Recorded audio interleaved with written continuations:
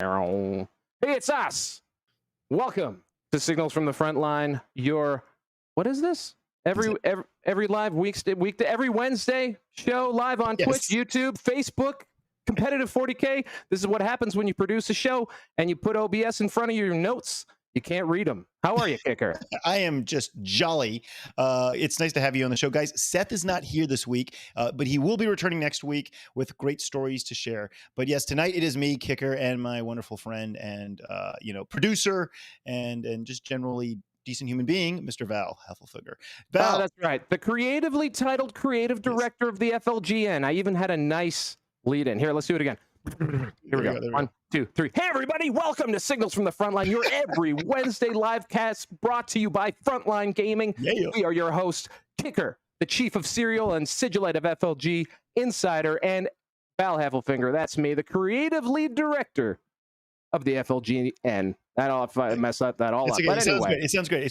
We're going to go. Can we talk a little bit about stuff right now? I'm really excited about. Hold on. I got to share my hockey progress. Can I share hockey progress? Yes. You can move us along. Absolutely. So if you are listening to our podcast, you should be watching us every Wednesday night live at 9 p.m. Eastern Standard Time. Not only do you get to hear our voices, but you get to see whatever we're talking about, and you get to participate in chat and hi chat. We love you. We look forward to talking to you each and every single week, guys. I got some awesome hobby progress. Can we bring this in, Mr. Val? You want to go hobby progress? All right, I got to show this off. So I was, fortunate enough to get a wonderful gift from our friends at Games Workshop. These are the brand new Votann, and I've been painting them up nonstop. They are tremendously fun to paint. They're like easier to paint than Space Marines, and I think they look cooler too. There we go. Boom. There's my color scheme. For those of you that are keeping track, I can't paint bright colors. All my colors are muted and maybe more. I go with a realistic vibe. And I tried to paint bright. Like I tried like 3 or 4 of these models, like bright colors. And I'm like, nope, just not feeling it. So there they are with their kind of olive drab and Mechanicus standard gray color scheme. And I am loving these guys. I've got a full squad of 10 built and painted, and I'm just ready to go to war with them. I know we're going to have to talk about the elephant in the room, the squat size elephant in the room, about the rules. Maybe we'll talk about that in a little bit. But what have you been up to, Val? I know you've been playing your fantasy stuff, right? Well, actually, I have been getting some games in, as a matter of fact, so that's been pretty cool. Last Saturday, I got down to a place called the Guild House in Toronto. All right. An actual nice gaming space. Oh.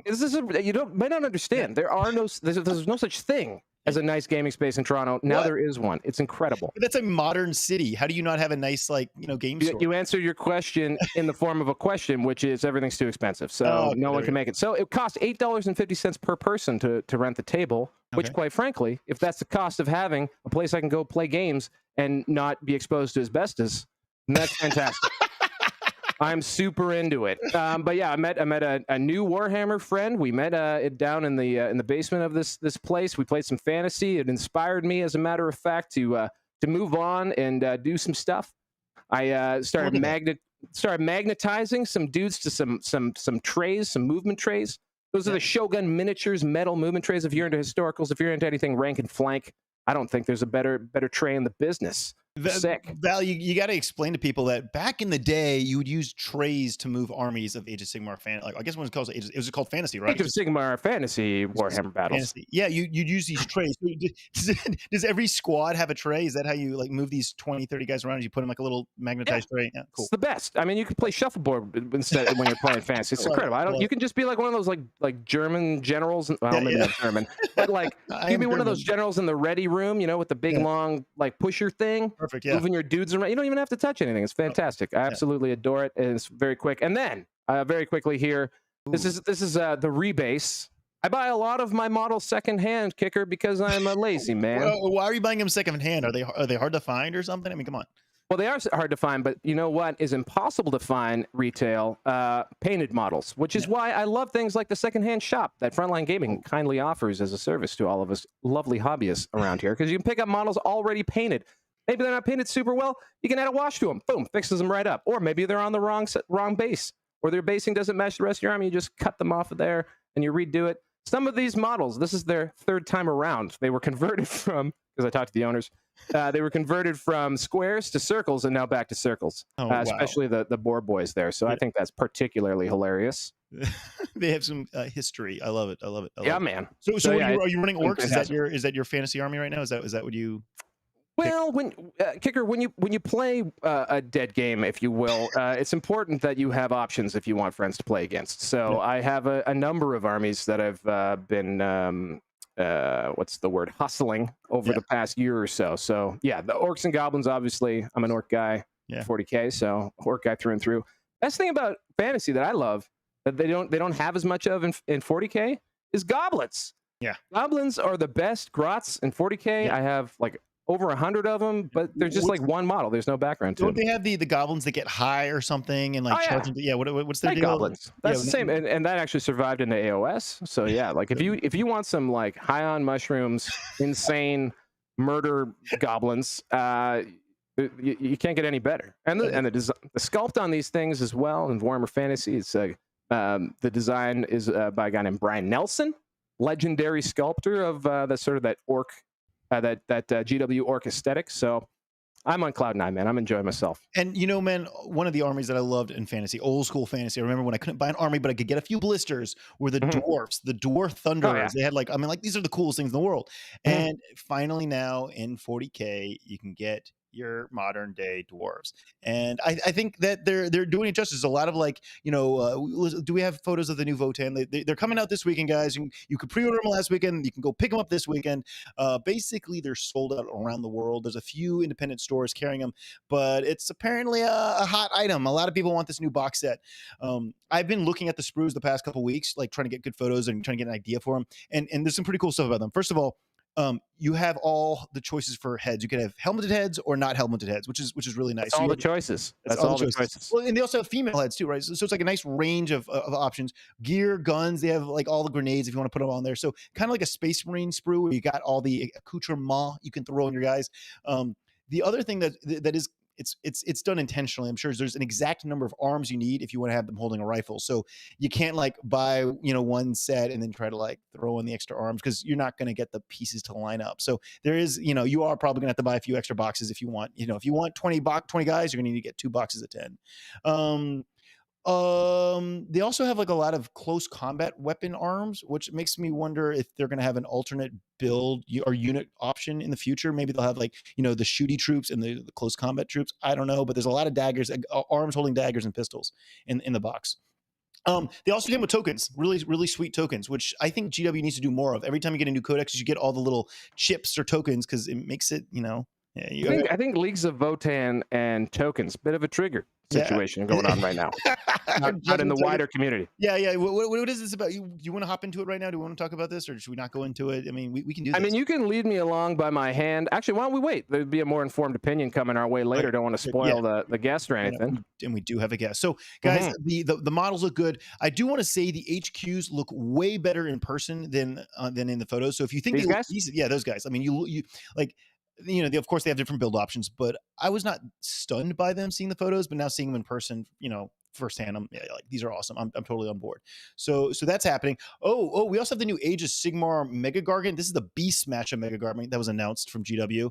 I know that you're talking about playing fantasy. There's Gargants in fantasy, right? Could you get one of these Mega Gargants and run them? Not Mega Gargants. You can get the giants. So they're little buddies now. But they're I mean, that's a cool model in the old day, in the old stuff. And the Mega Gargants would be a little hilarious in the what's the word I'm looking for here, in the setting of fantasy, because the scale would probably not line up too good. But there he is. There's a new guy. Yeah. And he's pretty cool, man. He's pretty cool. And they've also got the Tzeentch, for book for AOS that is becoming, that's been announced. That's coming out this weekend as well. So exciting stuff all around. Let's jump straight into. We don't have any new rules that we want to discuss, right? We'll wait till we have our guests, so we'll hold off on that. But let's talk about the products from Frontline Gaming, guys. Next week, full color Marvel Crisis Protocol terrain. This is something we're really excited. I don't even have photos of it yet. I just heard about it in our company chat. So next week, yeah, right. And you can use this for different game systems, modern day game systems. But people love the 40k full color terrain, so we got to get it in there. The only other thing that's left, I guess, is like we got to do Age of Sigmar eventually, right? Or fantasy full color terrain. So hopefully that comes down, down the pipe eventually. And Val, tell me what do you think about this? A faction lookalike contest. I'd like to run this at LVO. Okay.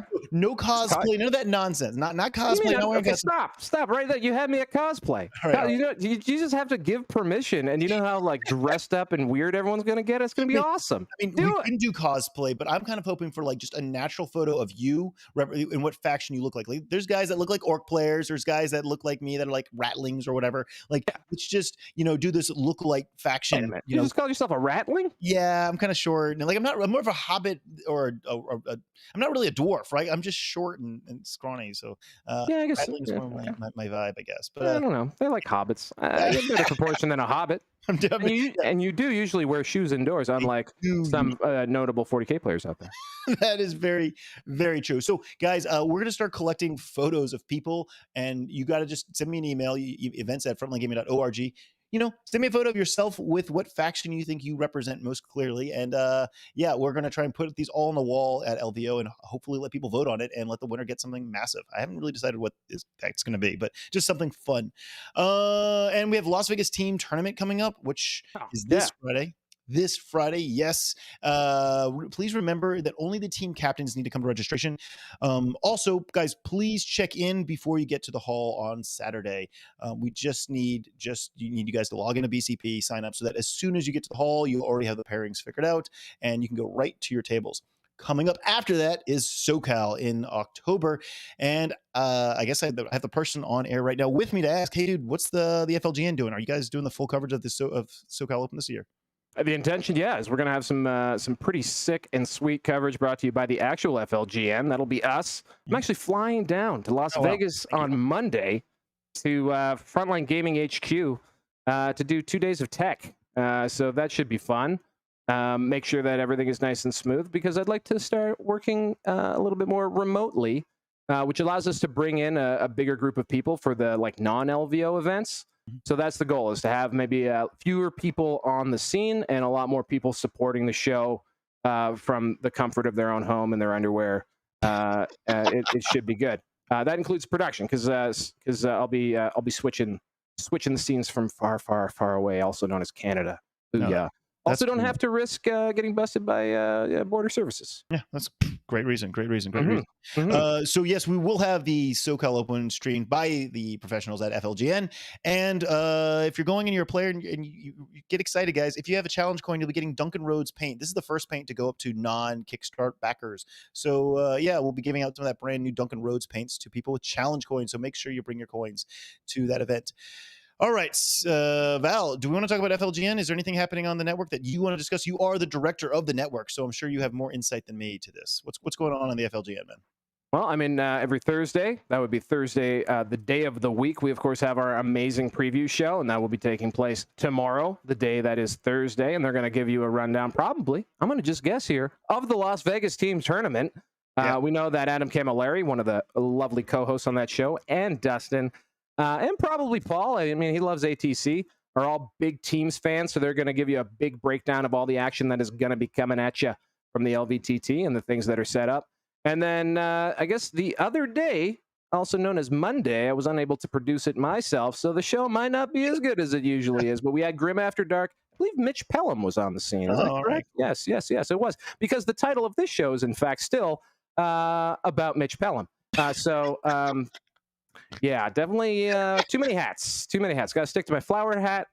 Yeah, I do like your hat. If you guys are listening to our podcast and not watching, you're missing out on Val's very impressive hat, and of course the legendary sunglasses. Well, we're talking about Mitch Pelham. Mitch Pelham is one of the Frontline Gaming staff judges who will be at LVO. But tonight we have another wonderful judge. This is Adam Solis. Can we bring Adam Solis in? This is our guest for tonight. He is one of the most esteemed, experienced Frontline Gaming staff judges who travels around the country to put up with my nonsense and your nonsense, the players, and make stage check. Yeah, hey Adam, how you doing? Adam, where can people find you? Why don't you plug yourself? Tell people who you are. Plug myself all the time. All right, I know, because then we get into the really meat of the conversation here. As Kicker mentioned, Adam Solis, I judge most, if not all, of the Frontline events at this point.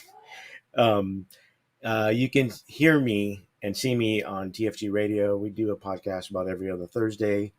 I think our next episode is going to be the Thursday after the team tournament, since I have to go judge that this weekend. A veritable institution, TFG Radio. How many years have you been doing TFG Radio? I think it's at 7. Jeez. Oh, actually, so that means that when I started listening, it was a brand new show. It felt like it had been on forever at that point. But, yeah, maybe that was just the way it felt listening to it. Well, yeah. If you listen to the old ones, it sounds new. There's a lot of mistakes and. Adam, most of the guys on that show are also Frontline Gaming judges, right? So it's all judges, yes, giving their insight. Three out of the 4 of us are LVO judges. Very cool. Plus Tom. Plus Tom, yes. 3 LVO judges plus Tom. That's the tag. How did this guy weasel his way onto this judge show? I don't remember.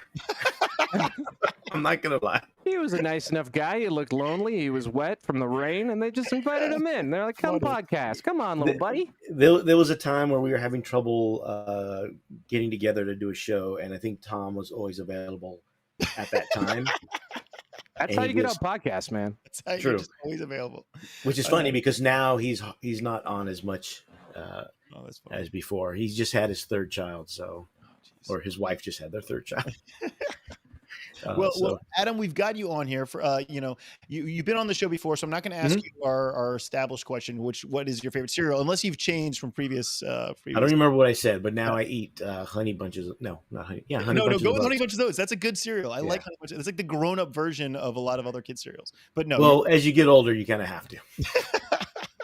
Well, and like also like I don't get funny stares when I'm like buying 3 or 4 boxes of honey bunches of oats at the grocery store, like I do when I'm getting like Lucky Charms and like Fruit Loops and stuff. So well, if you're by yourself, of course you get the weird stares. If you have your son with you, it should be right. It's for him. It's for him. Yes. Well, we're having you on, Adam, because we got a lot going on, right? There's a lot happening. We're getting towards the second half of the season, the end of the season, really. You are more dialed in than most. First of all, Las Vegas team tournament. It's coming up.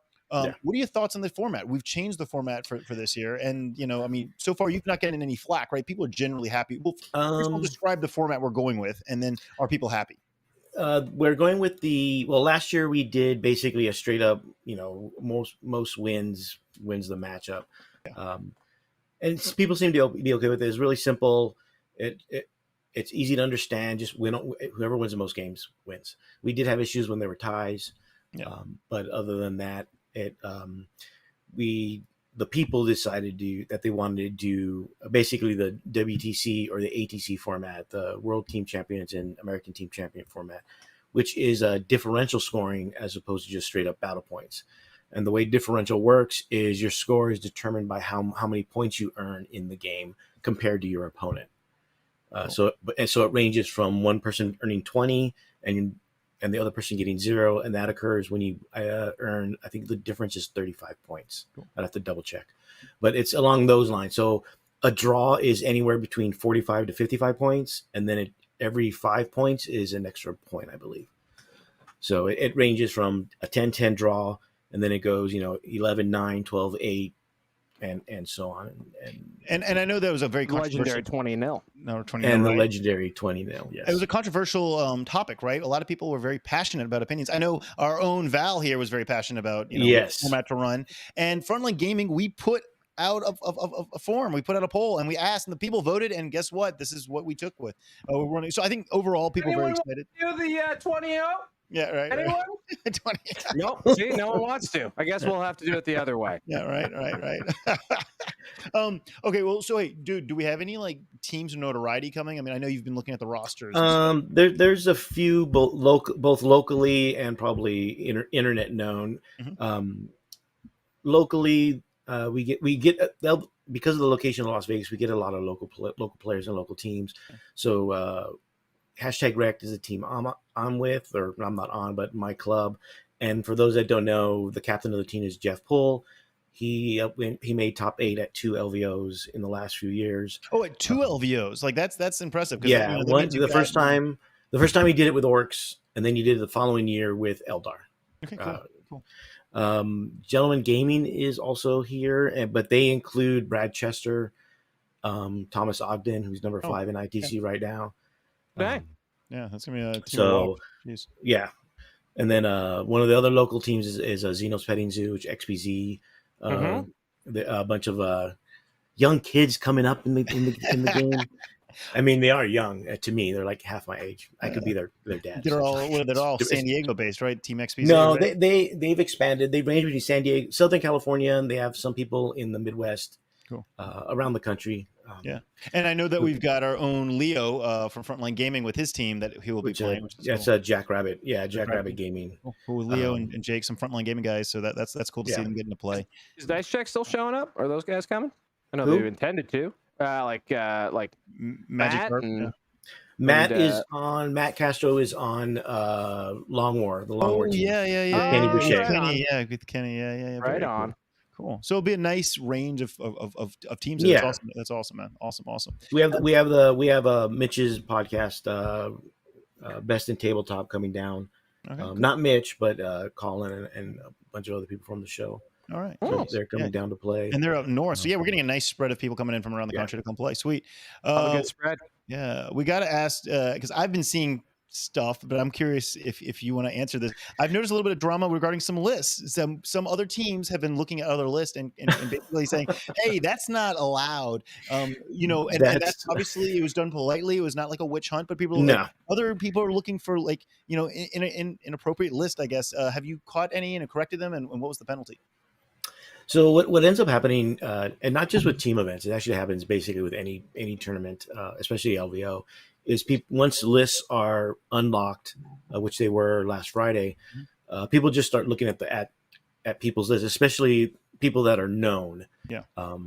Which is why sometimes if someone makes it who normally has never done it before, it becomes a thing when they see his list. But in team tournaments, it's especially important because it helps you plan out how you're going to do your matchups when you can see what other people are bringing. Yeah. And usually, again, they'll look at teams that are more known or have known players. Yeah. And sometimes you can see, obviously, just by looking at their team roster. Like one team had 2 instances of Space Marine codexes. Yeah, and so they just changed it to something else, and it's not that big of a deal. Cool. Because we follow the WTC grouping for codexes. And what they do is they clump all the Space Marine codexes. So Dark Angel, Blood Angel, Space Wolf, they're included in the Space Marine codex. It's considered a Space Marine codex. Yeah, totally. Grey Knights are separate. I think it's just because of the nature of that army. So there's some groupings that are made that normally aren't made, especially when people are used to the faction breakdown that ITC does. So people look for that, and then they just email me or usually Frankie, and then he forwards it to me about it, and then I just I make sure to talk to the captains and not the actual players, because in a team environment, it's better to do it that way, so the captains get used to talking to the officials. Yeah, cool. Yeah, and guys, that's really important to remember. Whenever you're at a team event, the captain is the primary person to communicate with the Frontline Gaming staff, as well as the head judges and stuff. Or if you have a coach, the coach can do it too. Yeah, or if you have a coach. I guess, do we want to talk about, I'm trying to get ideas for swag and stuff, man. And I know we always talk about this. Have you ever gotten a high roller package? Have you ever gotten one of those, Adam or Val? I got the LVO one. So the LVO one's really, really legendary. It sells out within minutes. I am very pleased to tell you that I can tell that the high roller package for the upcoming LVO is by far better than anyone we've ever done. I just got confirmation of several pallets of stuff being delivered to be put into the bag. You're gonna need a bigger suitcase when going back home. It's I'm very excited, but I'm like, dude, do we need to maybe try to offer something like this at more events? Like, if they're because you can get your swag, everyone gets a challenge coin, everyone's gonna get their dice and the sticker and stuff like that, right? But should we offer something like this at more events? Some sort of only for as like an upgrade, like a high roller bag equivalent at SoCal. I mean, SoCal's too soon, but what do you think, Val? Yes. People love stuff. People love stuff. People love a mystery box. What's in the box, man? I can't tell you. I can't tell you. I all I can say is that the value of this of one item that just got confirmed is more expensive than the entire high roller bag. Like in the high roller bag. It's just a single item that just got confirmed to be included. So now I want to know what it is. Yeah, see, boom, sold itself. Now it's going to sell itself. The value is there. The LVO high rollers are going to be blown away in a few months when they get this back. But yeah, I was wondering if we would Got a like cool comment from Chad here. Can you guys offer a service where you ship stuff home for us? Ooh. Because FLG does, in fact, ship things, especially at a home tournament like LVO. Perhaps that's something. I know GW has done that in the past. Yeah. I think that could totally happen. I think it's important if we plan in advance. Last year we were shipping the only thing we shipped were high roller bags. We were not shipping like if you pre-ordered a t-shirt and you didn't make it or you forgot it. There's a pretty strict like policy that if you don't pick up your pre-ordered merchandise or swag by I think it's 11 a.m. on Sunday, it gets put back up for anyone else to buy and it's gone. But for high rollers, I think we will be willing to ship those. I have to talk to the rest of the team. But yeah, I think that's a great idea though, especially because people go shopping. They have the entire exhibitor hall there, and people go shopping and buy a whole bunch of stuff. And yeah, you can't fit that in your carry-on necessarily. Okay, cool. Hey, we're speaking about LVO. Adam, I mean, do you have any concerns? LVO is not that far away, man. Are you worried about new armies getting released? Are you worried about new rules? What are you? New army that could be problematic. Okay, take it back. I'm backing out of this. Actually, I have something from my team chat here for you, Mr. Solis, because I didn't expect to be on this show with you, but I tried to answer this diplomatically, but this is a person who is beside themselves about the current state of the League of Votann, and understandably so. And they wanted to know, I think, quote unquote, what you're going to do about it. Nothing? Is nothing an answer? That's what I said it would be. Perfect. You didn't make a fool out of me. No, but like, what do you think the impact is right now?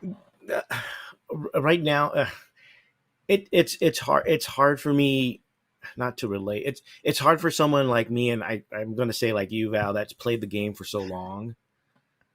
Like I remember when Tau were first coming out, and everybody was beside themselves because the rumor was that Tau railguns were going to like shoot through terrain, like shoot through hills to hit other units. That was one of the rumors, and I'm glad nothing has changed in regards to overreacting to rumors. Now they could not be overreacting. We will know once the rubber hits the road. Yeah. But so far it does not. It looks like it's once again a like Tyranid, Dark Eldar, Golden Boys type of release. I think if I could also inject some commentary into my own question. I think we're 4 months out, 3 months out, a while out still. You're gonna hate the game for entirely other reasons by then. Like like you're gonna be upset about some shit that we didn't see coming. Like this will all be tucked away. Like 4 months is an eternity in Warhammer time. Let's be honest. We still have Imperial Guard, World Leaders, probably another balance update. Well, certainly, and probably we're likely onto an entirely new scenario pack, or would we not be? Well, last year we didn't use the new scenario book because it came out like a week or two before LVO. Okay. So we're probably going to be still using the current mission book. But the Imperial Guard. We'll have guard that can wholly change up, things. Of course, it'll be a balanced and slate. I mean, there's a lot of times where you have an army that is like, there's a rock paper scissors effect here, right? So hopefully everything will get balanced. I don't know. We'll see. But in terms of to give a less harsh answer, we don't normally do any preemptive. I don't think we've ever banned anything really since 8th edition. 7. Or since at least since 8th edition, because before 8th, during like 6th and 7th, we were doing like bans and adjusting rules and all that other stuff. But now we don't do that anymore. So unfortunately, we want to at least see it out in the wild before we can make any adjustments or the FAQ or anything like that. Because if we just ban stuff before it even gets on the table, then Games Workshop might not see what's wrong with the codex. Yeah, we can tell them, but that's just us telling them. If there's no data to back it up, then they may not change it. And let's not forget too that unlike before, Games Workshop is now in the events business. They have to face the public 2 or 3 more times this year. 3 more times with events of their own. And I know personally that the Grand Poobah over there likes the game to work well, and has committed a tremendous amount of his time and energy into things like the balanced data slates and working to patch rules after the fact. And a lot of that, I think, is driven by both the competitive community at large and the U.S. Open Series in specific. So yeah, I think if you are really worried about League of Votann, tell you what, take a month off, come up to Toronto, I'll loan you a Square Base army, teach you a little fantasy. By the time you're like, how did I get here? Votann will probably already have been patched and dealt with.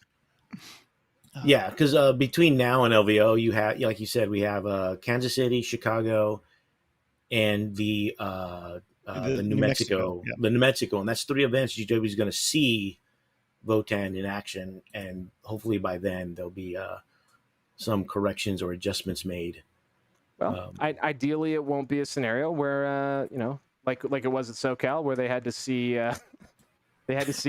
billion orc flyers and all of the bad things, nuking perhaps one of the most legendary players live on TV.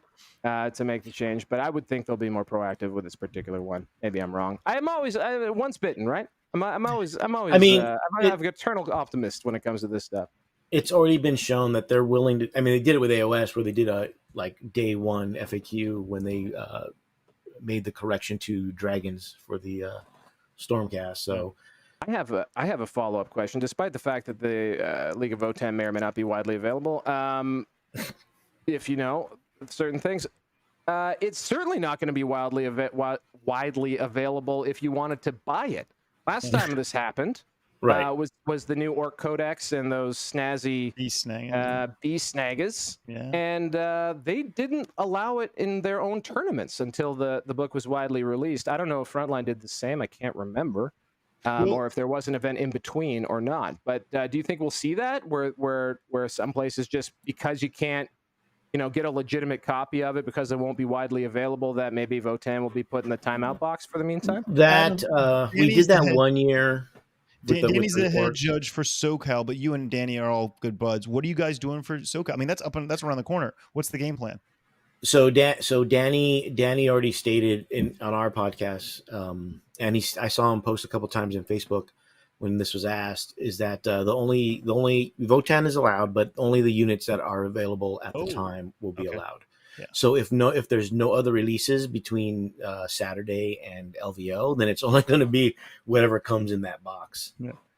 Yeah, which I think is mostly guys. Yeah. I mean, there's rumors of when the box is the other units are dropping, and they're not dropping in time for SoCal. It looks like. Yeah, the cutoff I think for SoCal is the week before. So yep.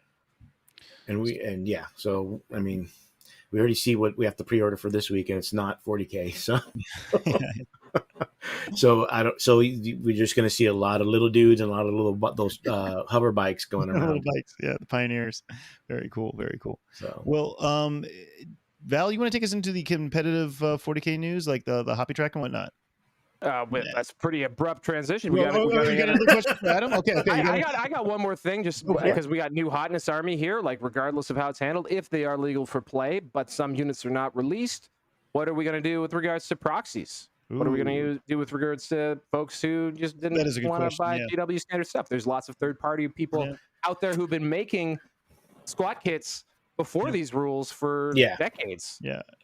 Yeah. So far, I'm not impressed, to be honest. So, in regards to that, it'd be the same response. So, 3D for frontline events, if it's not if the stream is not put on by GW, then 3D printed are allowed, and they're allowed for even if GW was doing the streaming, but then they just wouldn't be allowed on the GW stream.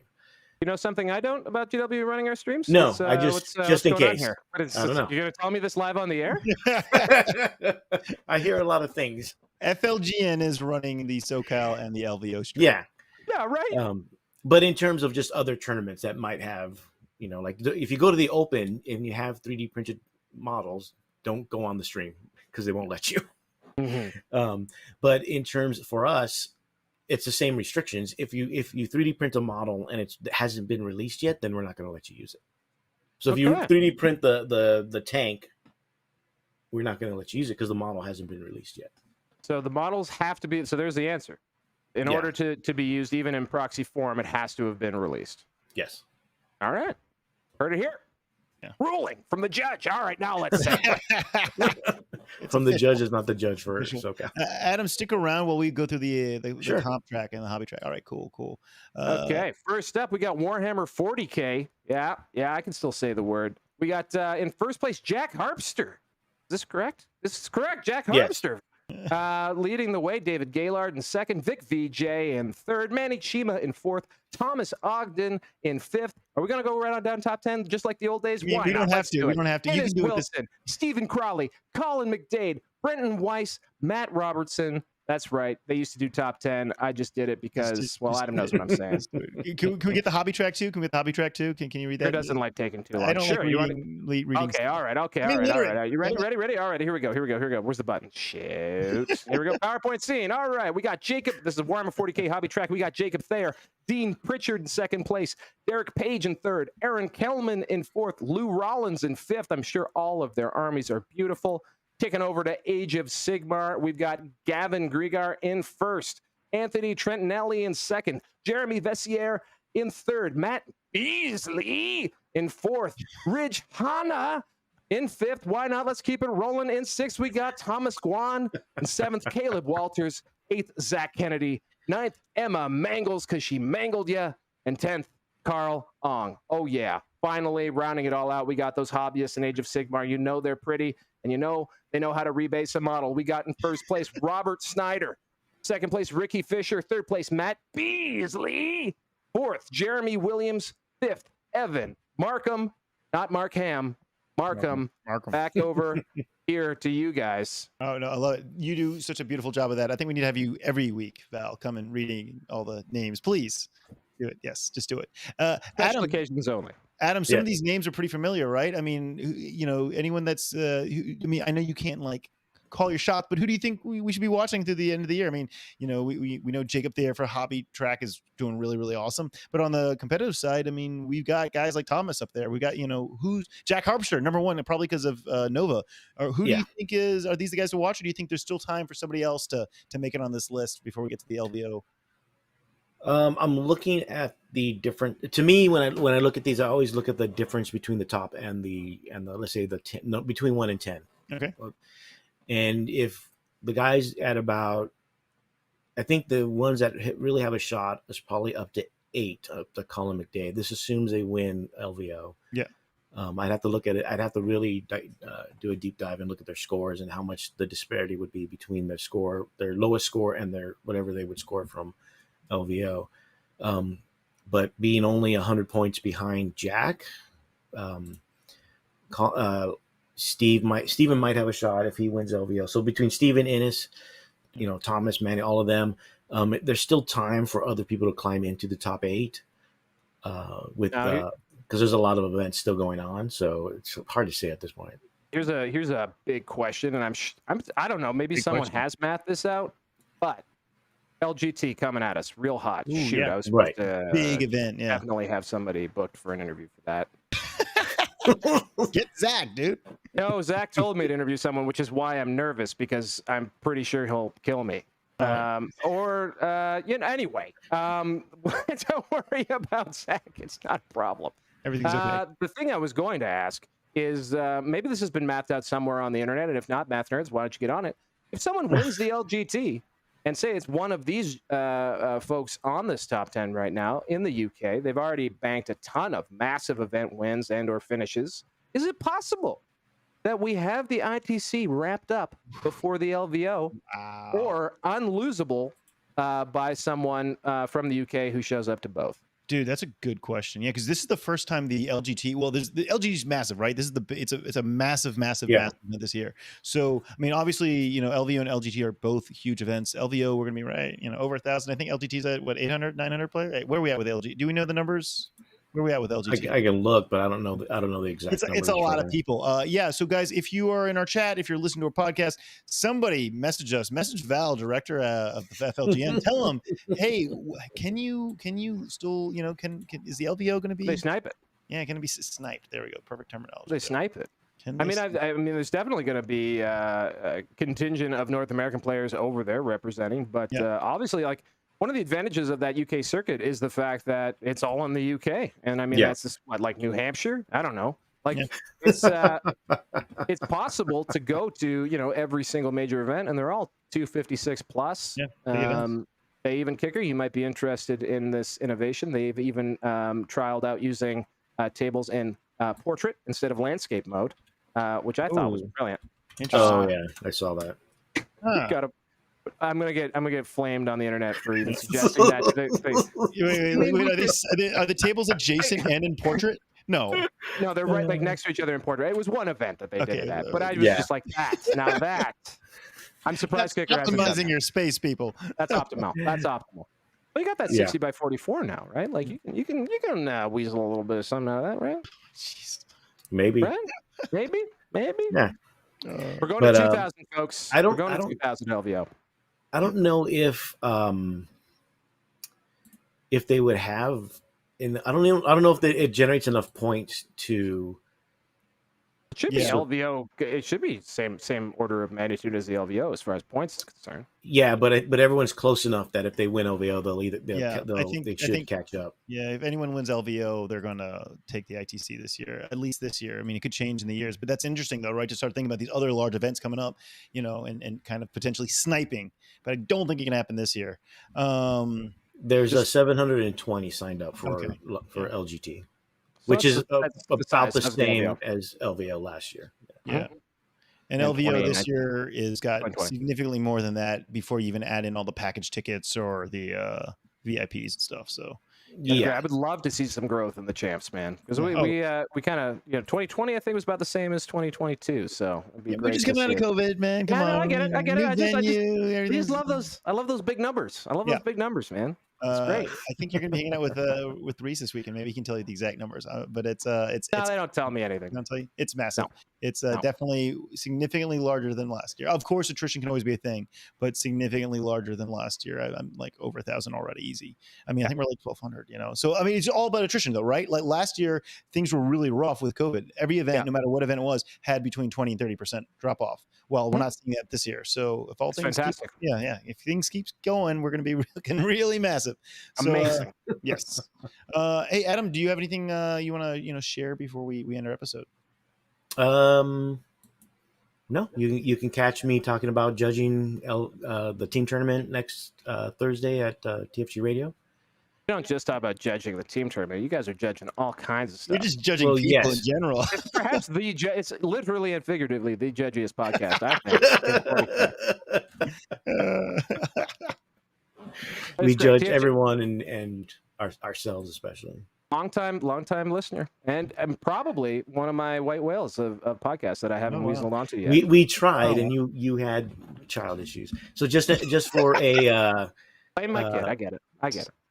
Blow. It was. I'm just speaking the truth. It's so for the 2020 LVO, it was coming in first was worth about a little over 300 points. Okay. And that was about the same amount. So you're looking at 300 points for LGT approximately for the winner. So what was ninth place? Ninth place? Oh my God, you're killing me. Jeez. Do you have it still up? No, I do not, because I looked at something else. I'm not looking at LVO because on BGP it doesn't give you the points that you earned for the event anymore. They used to. Yeah. There's probably a button I have to push, and I can't find it because I'm over 30. Yeah, fair enough. Okay, so we'll stop flogging this dead horse. Anybody out there who feels like they want to put in the spreadsheet time, that used to be me. It was a friend of mine for a long time, and now it's all you crazy kids out there. Figure it out. Kids, do your homework. Can the Brits, emerging from their crazy summer, put away the ITC before it's even over? Let's see. I want to know. Internet, tell me. Tell him. Val, before we take it away, I want to, sincerely from the bottom of my heart, thank you so much for all the birthday wishes. It was ridiculously warming and made me so happy. All the phone calls, text messages, emails, all that stuff. My birthday was last weekend or this weekend, I guess. I don't know, whatever. It was really, really sweet. So thank you guys, audience members, everyone. It really meant a lot to me. Val, you want to take us out?